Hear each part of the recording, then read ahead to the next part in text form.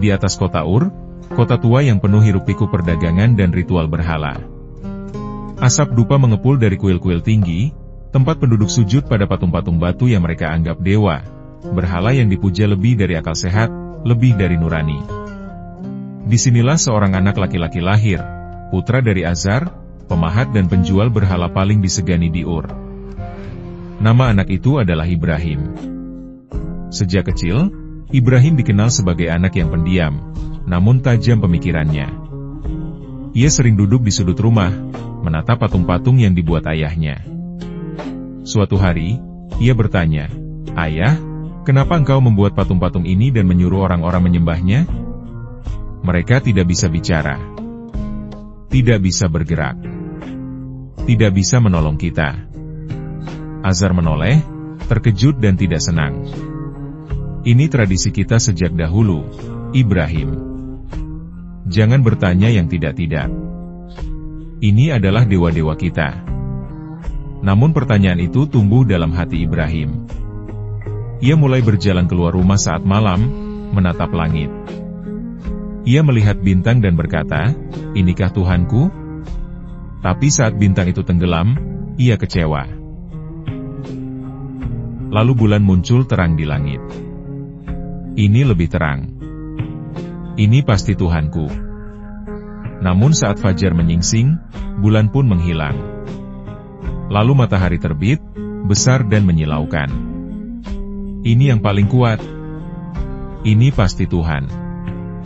Namun saat sore, matahari pun tenggelam. Ibrahim berdiri dengan dada lapang dan berkata, "Aku tidak menyukai yang tenggelam. Aku berpaling dari semua itu dan hanya tunduk kepada Tuhan yang menciptakan langit dan bumi." Dengan kalimat itulah, Ibrahim memproklamirkan tauhid, iman kepada Tuhan yang Esa, meskipun seluruh dunia menentangnya. Singkat cerita, Ibrahim tumbuh dewasa menjadi pria bijak, namun ditakuti oleh para pendeta dan penguasa. Ia berani berdiri di alun-alun dan berseru, "Wahai kaumku, apa gunanya kalian menyembah batu? Mereka tidak bisa mendengar doamu, tidak bisa menjawab permintaanmu. Tuhan kalian adalah pencipta langit dan bumi." Kaum itu mengerumuninya, mencemooh, bahkan mengancam. Namun Ibrahim tak gentar. Ia bahkan mendekati Raja Namrud, penguasa Mesopotamia, dan menantangnya dalam perdebatan. "Siapa Tuhanmu, wahai Ibrahim?" "Tuhanku adalah yang menghidupkan dan mematikan." "Aku pun bisa menghidupkan dan mematikan," kata Namrud, lalu ia membawa dua tawanan. Satu dibunuh, satu dilepas bebas. Tapi Ibrahim tersenyum tenang. "Kalau begitu, Tuhanku menerbitkan matahari dari timur. Coba kau terbitkan dari barat." Namrud terdiam. Ruangan menjadi sunyi. Namun para pendeta dan bangsawan merasa terancam. Mereka pun menyusun rencana untuk menghentikan Ibrahim.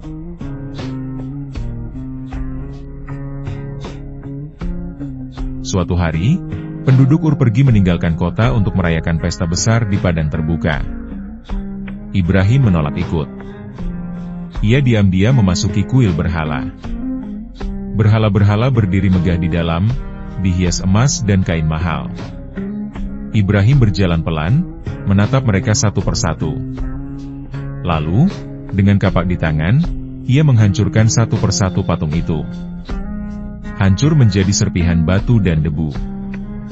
Tapi satu patung terbesar dibiarkannya utuh, dan kapaknya ia gantungkan di bahu patung itu. Saat kaum kembali, mereka terkejut melihat kuil porak-poranda. Mereka marah besar dan bertanya, "Siapa yang melakukan ini?" "Ibrahim," seru sebagian dari mereka. Ibrahim dipanggil. Ia berdiri tenang dan menunjuk patung besar itu. "Bukankah kapak ada di tangannya? Tanyakan padanya kalau ia bisa bicara." Kaum itu terdiam. Akal mereka kalah. Tapi kesombongan membutakan hati mereka. Mereka berkata, "Bakar dia. Biarkan api menjadi hukumannya."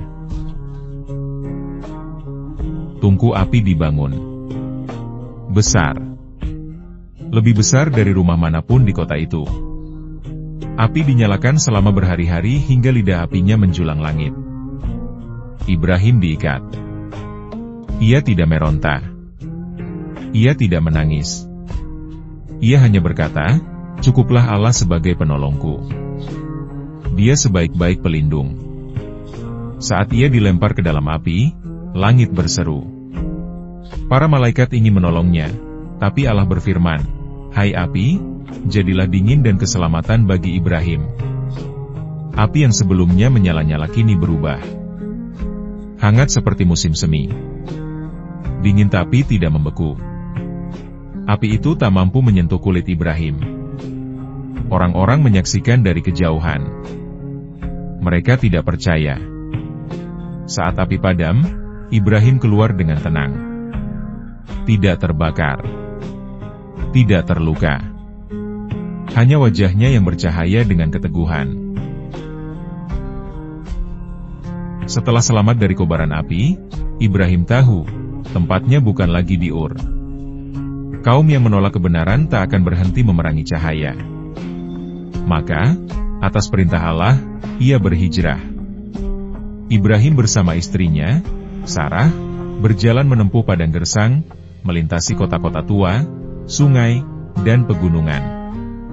Dalam perjalanan spiritual yang panjang itu, hatinya semakin kuat. Ia membawa keyakinan yang tak bisa dihancurkan oleh batu atau api. Dalam pengembaraan itu, Ibrahim dan Sarah tiba di negeri Mesir.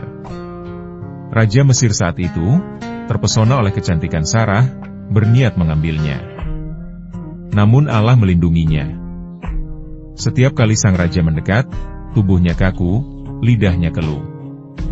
Hingga akhirnya sang raja menyerah, mengembalikan Sarah kepada Ibrahim dan memberi seorang pelayan bernama Hajar. Tahun-tahun berlalu. Sarah dan Ibrahim tidak juga dikaruniai anak. Maka Sarah, dalam kasih dan pengertian, berkata kepada suaminya, "Ambillah Hajar sebagai istrimu. Semoga Allah memberi kita keturunan darinya." Dari rahim Hajar, lahirlah seorang bayi laki-laki yang diberi nama Ismail. Ibrahim menangis saat pertama kali menggendongnya. Seorang anak, pewaris dakwah dan doa panjang yang dikabulkan. Namun ujian belum selesai.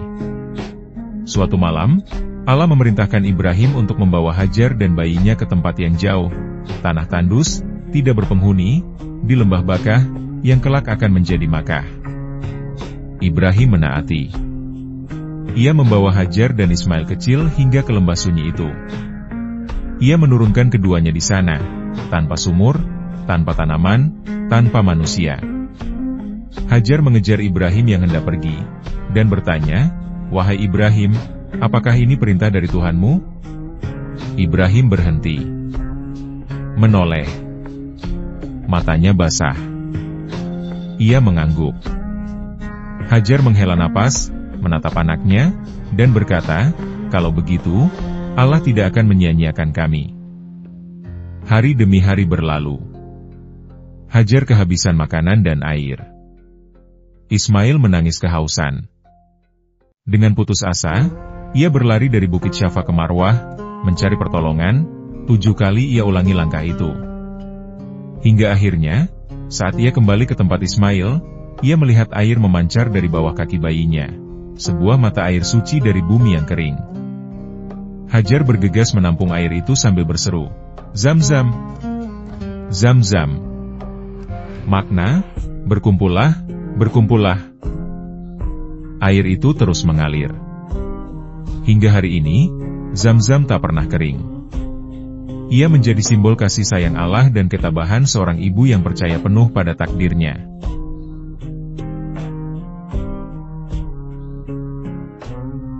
Bertahun-tahun kemudian, Ibrahim kembali ke Makkah. Ia mendapati Ismail telah tumbuh menjadi remaja kuat, sopan, dan bijaksana. Hati Ibrahim dipenuhi cinta. Tapi malam itu, dalam tidur yang jernih, ia mendapat wahyu, mimpi yang jelas. "Wahai Ibrahim, sembelihlah anakmu." Ibrahim terbangun, napasnya terputus. Tapi ia tahu, ini bukan sekadar mimpi. Ini wahyu. Ujian. Yang datang langsung dari Rabb semesta alam. Dengan hati bergetar, ia menemui Ismail.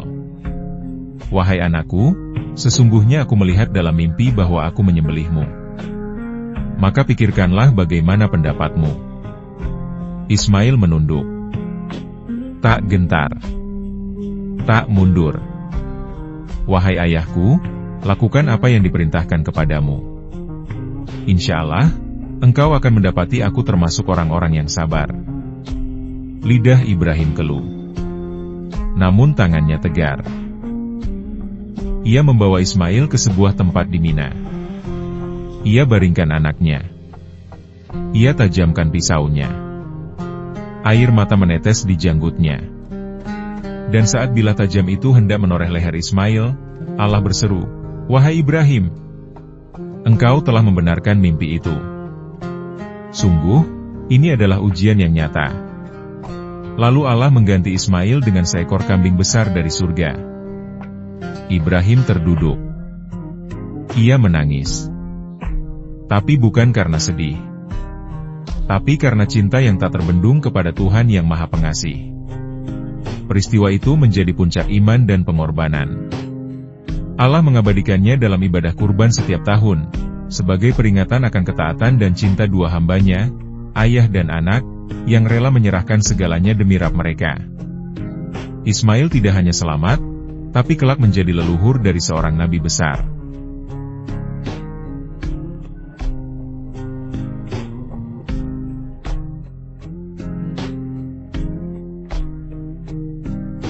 Setelah peristiwa pengorbanan yang mengguncang langit dan bumi, Ibrahim terus kembali ke Makkah dari waktu ke waktu. Meski ia telah menetap di tanah Syam bersama Sarah, hatinya selalu tertambat pada lembah gersang tempat ia meninggalkan anak dan istri yang dicintainya. Pada suatu malam yang sunyi, Ibrahim berdiri di atas sebuah batu besar di tengah Makkah. Angin padang pasir menyapu jubahnya. Di bawah sinar bintang-bintang, suara lembut turun dari langit, dan, ingatlah, ketika kami tempatkan Ibrahim di tempat Baitullah, dengan perintah, janganlah engkau sekutukan aku dengan sesuatu pun, dan sucikanlah rumahku bagi orang-orang yang tawaf, yang berdiri, yang rukuk dan yang sujud. Quran Surat Al-Hajj 26, Ibrahim tersentak. Perintah ini begitu agung, membangun rumah Tuhan, pusat ibadah di dunia. Tempat di mana umat manusia dari segala penjuru kelak akan berhaji, bersujud dalam satu arah, kepada satu Tuhan yang esa. Tanpa ragu, Ibrahim memanggil putranya, Ismail, yang kini telah tumbuh menjadi pemuda yang kuat dan taat. Bersama-sama, keduanya mengangkat lengan mereka, membasahi tubuh dengan debu dan pasir, dan mulai membangun Ka'bah. Tiada alat berat. Tiada teknologi. Hanya dua orang hamba Allah yang memikul batu demi batu dari lembah dan gunung. Mereka menyusun dinding dengan tangan sendiri. Sementara Ismail mengangkat bebatuan, Ibrahim menyusun dan meratakan fondasi. Keringat mereka bercucuran di bawah matahari gurun. Setiap kali sebuah lapisan dinding selesai, keduanya berdiri sejenak, mengangkat tangan dan memanjatkan doa yang abadi.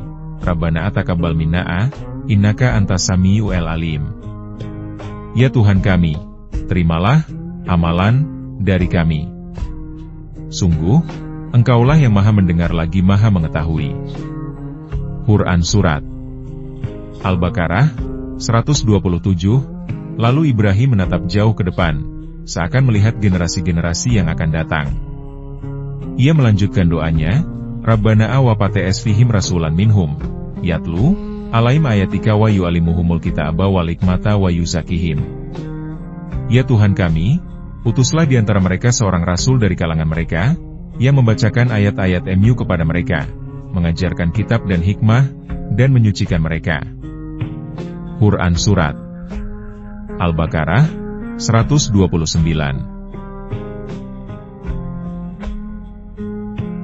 Doa itu menjadi permohonan terbesar seorang rasul yang akan lahir dari keturunan Ismail. Doa itu kelak dikabulkan, lebih dari 2000 tahun kemudian, dengan kelahiran Muhammad, penutup para nabi. Saat pembangunan hampir selesai, Ibrahim berdiri di atas sebuah batu untuk menyusun bagian atas dinding. Batu itu, dengan izin Allah, mengikuti tinggi Ibrahim. Naik saat ia naik, turun saat ia turun. Bekas telapak kakinya pun tertinggal di sana, membekas seperti lukisan sejarah ilahi. Tempat itu dikenal hingga kini sebagai makam Ibrahim. Lalu, datanglah batu hitam dari langit, Hajar Aswad. Menurut riwayat, ia adalah batu yang awalnya putih bersih, namun menjadi hitam karena dosa manusia yang menyentuhnya. Ibrahim menempatkannya di sudut timur Ka'bah. Batu itu menjadi penanda awal tawaf, dan hingga kini, setiap jamaah haji mengelilinginya sebagai bagian dari ibadah. Setelah Ka'bah berdiri megah, meski sederhana, Allah memberi Ibrahim tugas terakhir, dan serulah manusia untuk mengerjakan haji, niscaya mereka akan datang kepadamu dengan berjalan kaki dan mengendarai onta yang kurus, mereka datang dari segenap penjuru yang jauh. Quran Surat Al-Hajj 27. Ibrahim berdiri di atas gunung Abu Kubais. Ia mengangkat tangan ke langit, lalu menyeru, "Wahai manusia, sesungguhnya Tuhan kalian telah membangun rumahnya. Maka datanglah, berhajilah kepadanya." Dan Allah menyampaikan suara itu hingga ke rahim-rahim, hingga ke generasi-generasi yang belum lahir. Mereka yang hari ini menyahut panggilan haji, sejatinya sedang menjawab seruan Ibrahim. Ibrahim wafat di usia tua. Namun jejak langkahnya abadi, di Ka'bah, tempat orang tawaf siang dan malam. Di Zamzam, yang terus mengalir dan tak pernah kering. Di Haji, puncak ibadah tahunan yang menyatukan umat Islam dari seluruh penjuru bumi. Di Kalbu, tempat iman yang kokoh tumbuh dari kisah keberanian dan pengorbanannya. Allah berfirman, dan, ingatlah, ketika Ibrahim diuji oleh Tuhannya dengan beberapa kalimat, perintah dan larangan, lalu ia menunaikannya dengan sempurna. Allah berfirman, sesungguhnya aku menjadikanmu imam bagi seluruh manusia. Quran Surat Al-Baqarah 124.